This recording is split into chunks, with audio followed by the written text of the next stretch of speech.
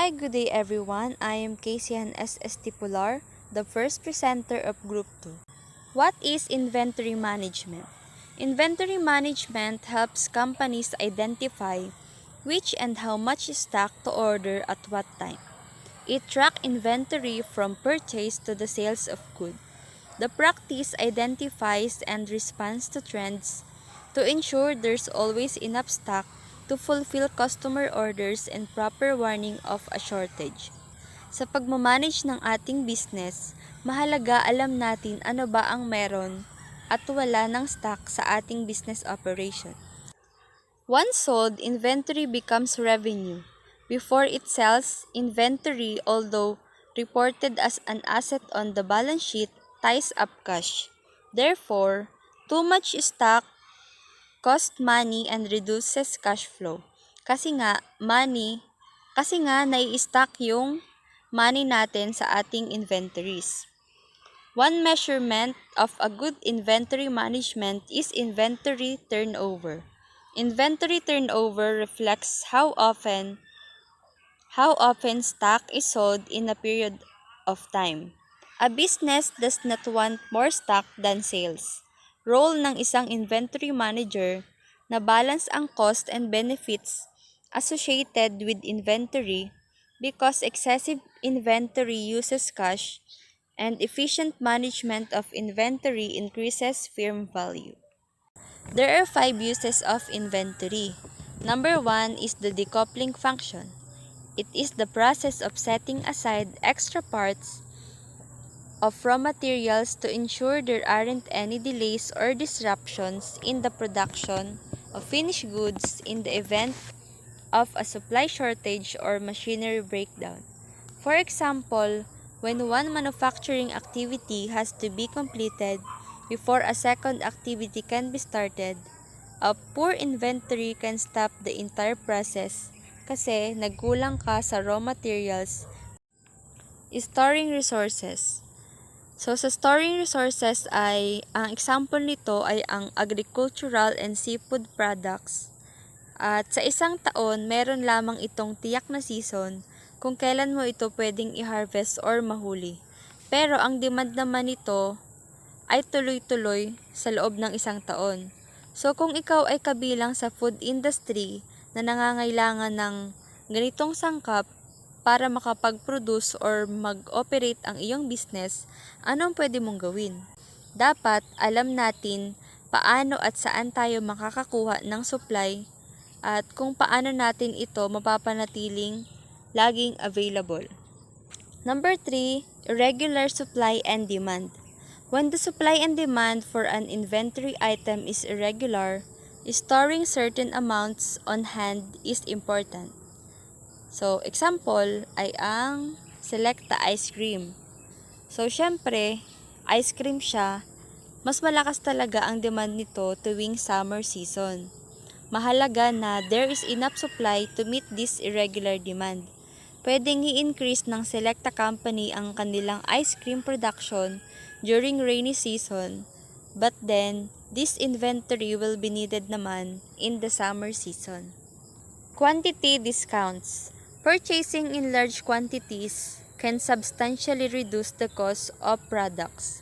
However, there are some disadvantages of buying in large quantities which include higher costs due to spoilage, damaged stock, theft, insurance, and so on.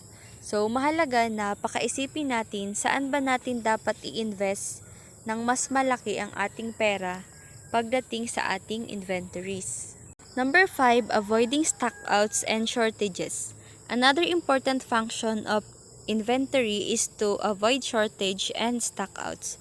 So, ang example dito ay yung own experience namin nung bumili kami ng milk tea sa 2838. Kaso, nung nag-order na kami, sabi sa amin nung nagtitimpla ay wait lang daw kasi hindi niya sure kung maibibigay ba yung order namin kasi konting-konti na lang yung kanilang sugar. So, syempre kami, as a customer na gustong makatikim ng milk tea nung araw na yun, nag-intay kami. Tapos, ang dami pa rin na nag-iintay dun sa labas. Ang ending, hindi rin kami nabigyan kasi naubos yung stock nila, na short sila sa sugar. Next natin is the primary challenges in inventory management. Number 1, having too much inventory and not being able to sell it. So, sobrang dami mong inventory pero di naman ma-dispose or maibenta sa market. Number 2, not having enough inventory to fulfill orders. So, sa pangalawa naman ay kontra siya dun sa number 1. Dito naman is wala ka namang enough na inventory para magawa mo yung mga orders or demand ng market. Not understanding what items you have in inventory and where they're located. So dito, magulo ang iyong listahan ng mga inventory at hindi mo na alam kung saan ba nakalocate or nakalagay ang mga ito. Other obstacles include in inventory management. Number 1, getting accurate stock details. If you don't have accurate stock details, there's no way to know when to refill stock or which stock moves well. Number 2, poor processes. Outdated or manual processes can make work error prone and slow down operations. Number 3, changing customers' demand. Customer taste and needs change constantly. If your system can track trends, how will you know when their preferences change and why? Number 4, using warehouse space well. Staff waste time if products are hard to locate. Mastering inventory management can help eliminate this challenge. What is inventory?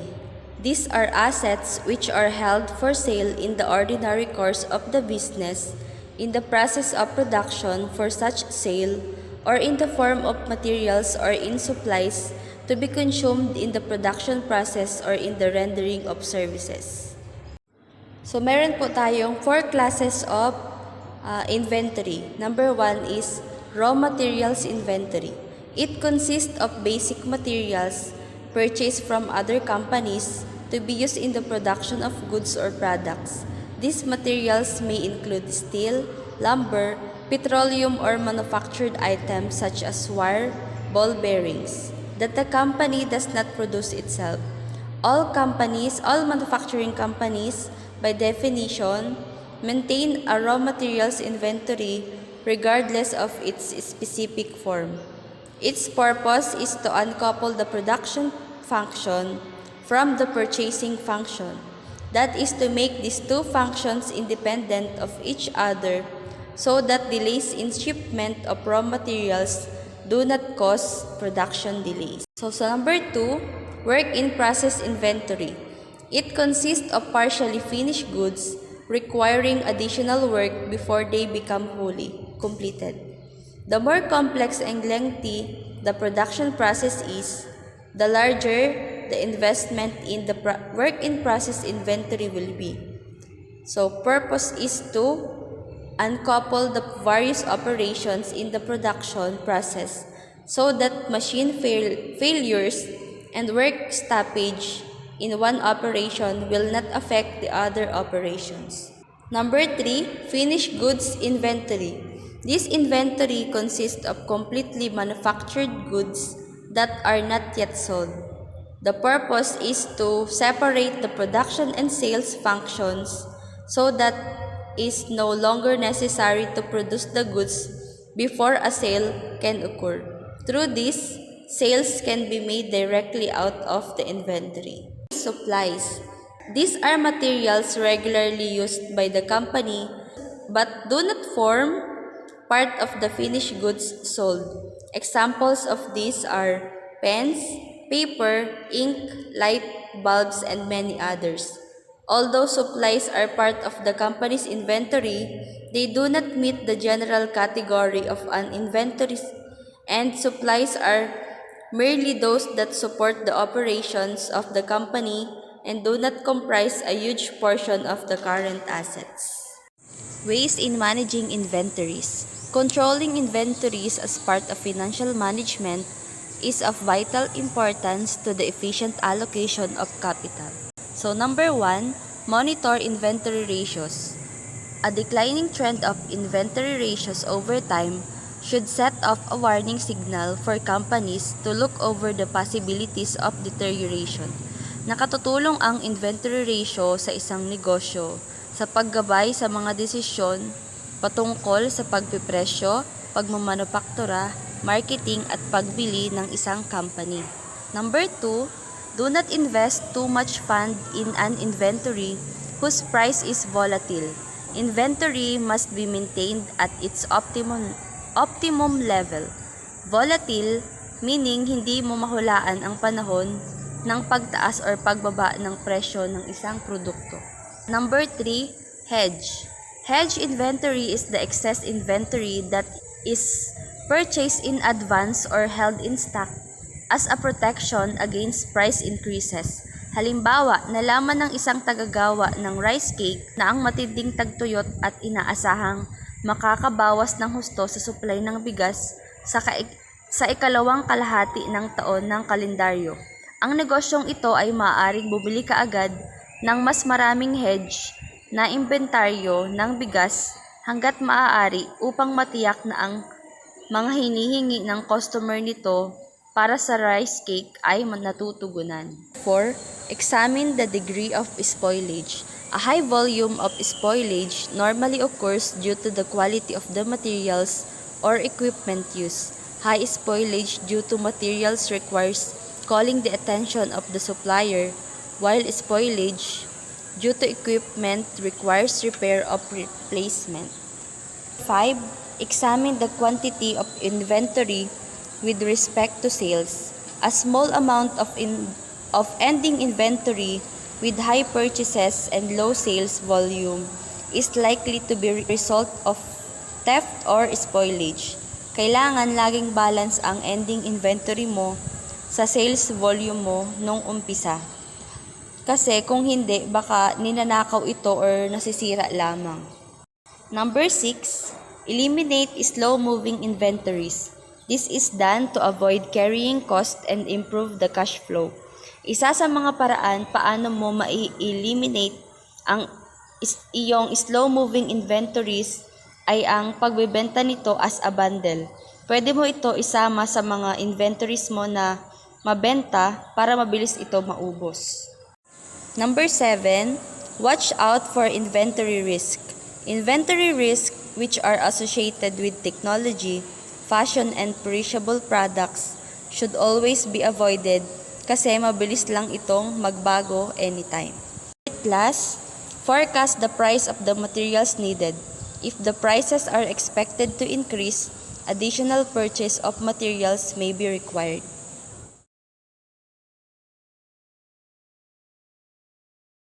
Different viewpoints about inventory level. Optimal inventory level depends on sales. So sales must be forecast before target inventories can be established.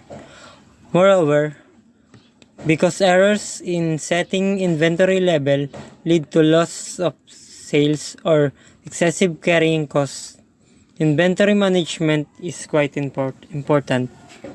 Yes, we need to make a forecasting first before we establish our inventories. Because if we cannot make a forecasting before establishing our inventories, it may lead to overstocking of supplies or stock out of supplies. Forecasting may help optimize inventory levels for better cost management and customer satisfaction. Next, we have ABC inventory system. Inventory management technique that divides inventory into 3 categories and groups. We have a category A, B, and C.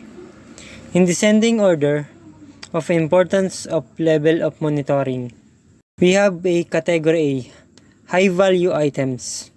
This category includes a relatively small number of items that contribute to a significant portion of the total inventory value.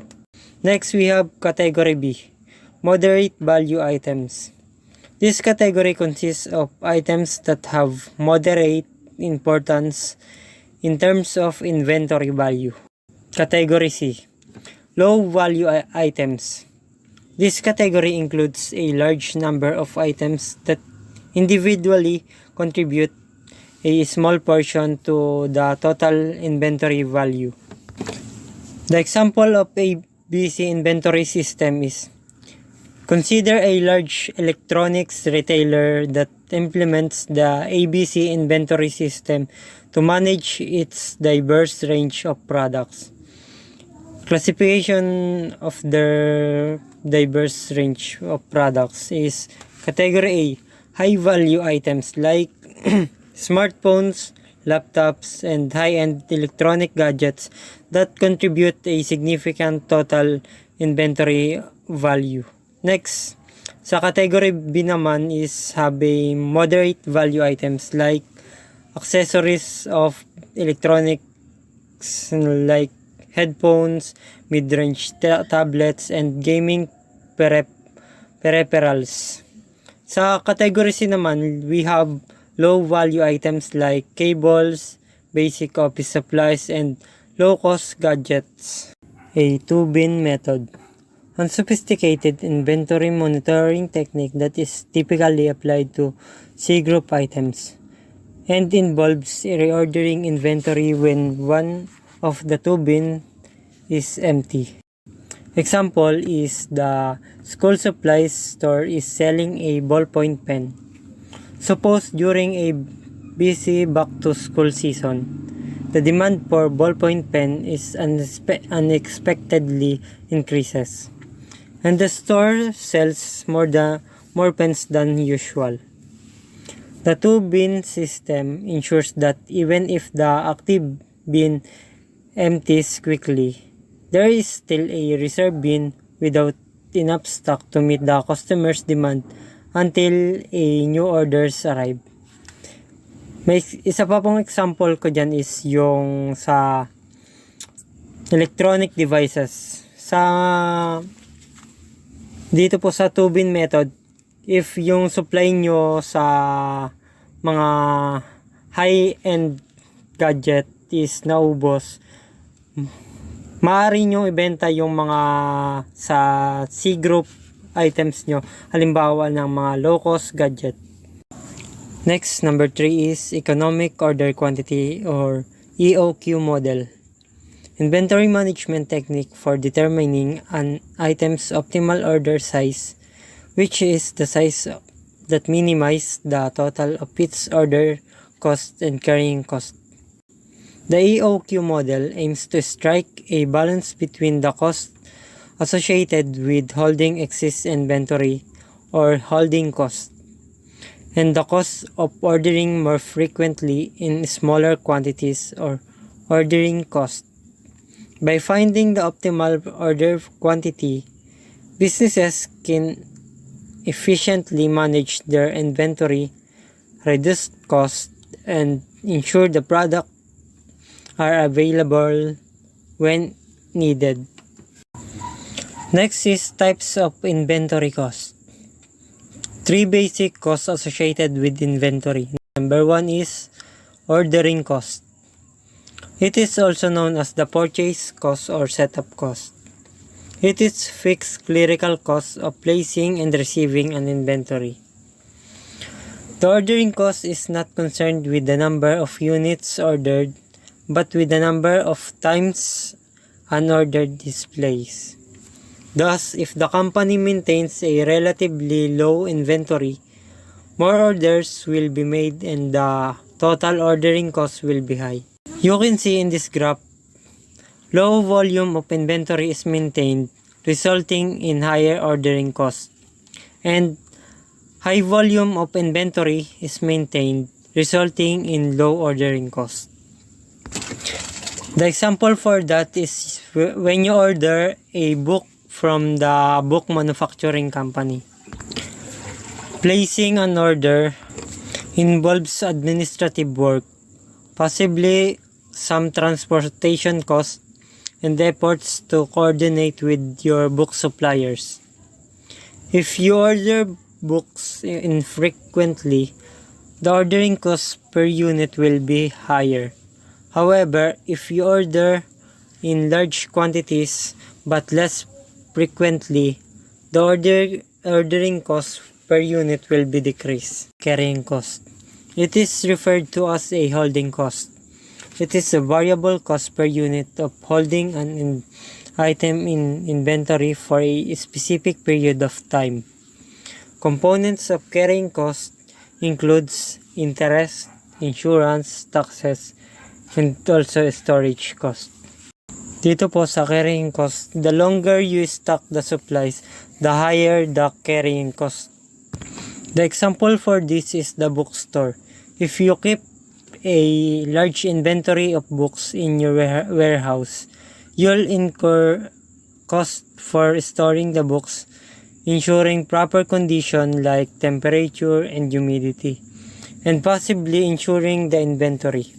The longer the books remain in your warehouse, the higher the carrying costs, at it ties up capital that could be used for the other investment.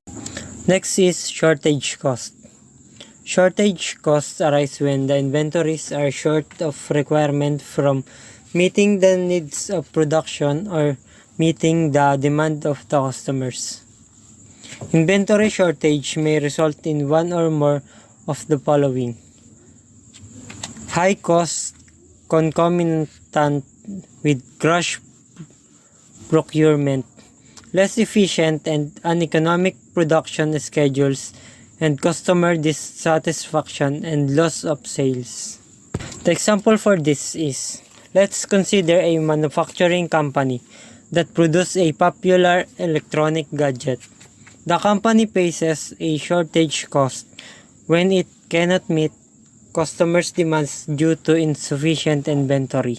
Next is trade-off between the carrying cost and the ordering cost.